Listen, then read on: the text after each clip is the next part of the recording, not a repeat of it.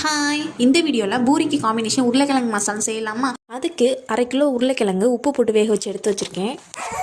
நான் செய்கிற அளவு பார்த்தீங்கன்னா 6லேருந்து 8 பேர் தாராளமாக சாப்பிட்லாம். வாங்க பார்க்கலாம். அதுக்கு 3 டேபிள் ஸ்பூன் எண்ணெய் விட்டு காஞ்சதுக்கப்புறம் கடுகு வந்துட்டு 1 டீஸ்பூன் போட்டு அது பொரிஞ்சதுக்கப்புறம் கடலப்பருப்பு 1 டேபிள் ஸ்பூன் போட்டு அதுவும் பொரிஞ்சதுக்கப்புறம் 1 டீஸ்பூன் வந்து சோம்பு போட்டுக்கோங்க. எல்லாமே தாளிதம்லாம் பொரிஞ்சதுக்கப்புறம் பச்சை மிளகாய் காரத்துக்கு தகுந்தாப்புல 4 நான் போட்டிருக்கேன் நீள்வாக்கில் கட் பண்ணி. அதுக்கப்புறம் ஒரு கொத்து கருவேப்பிலை ஆட் பண்ணிக்கோங்க. ஆட் பண்ணிவிட்டு நல்லா அதை வந்துட்டு வதக்கிட்டு ஒரு துண்டு இஞ்சி 4 பல் பூண்டு வந்து நச்சு சேர்த்துக்கோங்க. நச்சுட்டு அதையும் நல்லா வதக்குனதுக்கப்புறம் ஒரு மீடியம் சைஸ் தக்காளி, ரொம்ப தக்காளி சேர்க்கக்கூடாது, ஒரு மீடியம் சைஸ் தக்காளி எடுத்து அதை லைட்டாக வதங்கினதுக்கு அப்புறம் நான் வந்து 5 பெரிய சைஸ் வெங்காயம் எடுத்திருக்கேன்.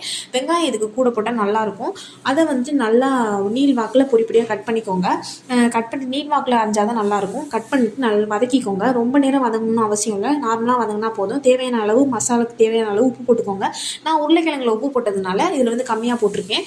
அதுக்கப்புறம் 1 டீஸ்பூன் வந்துட்டு மஞ்சத்தூள் போட்டு அதையும் நல்லா வதக்கிக்கோங்க. வதக்குனதுக்கு அப்புறம் நம்ம உருளைக்கிழங்கு ஆட் பண்ண போகிறோம். உருளைக்கிழங்கு வந்துட்டு எல்லாத்தையும் வந்து மசிச்சு சேர்க்காம 1-2 பாதியாக வந்துட்டு நல்லா கட் பண்ணி போட்டுக்கோங்க. பேலன்ஸை வந்துட்டு கையால் மசிச்சு விட்டு அதை வந்துட்டு நல்லா அந்த மசாலோட ஒரு கிளறினதுக்கு அப்புறம் மசாலாவுக்கு தேவையான தண்ணி விட்டுக்கோங்க. தண்ணி விட்டுட்டு எல்லோரும் கடலை மாவு வந்துட்டு தண்ணியில் கரைச்சி ஊற்றுவாங்க. அந்த மாதிரி நான் பண்ணாமல் மல்லித்தூள் 1 டேபிள் ஸ்பூன் போட்டிருக்கேன். எந்த டேஸ்ட்டும் வந்துட்டு வேரி ஆகாது, கடையில் கிடைக்கிறது போலவே இருக்கும். ட்ரை பண்ணி பாருங்கள் எப்படி இருந்ததுன்னு.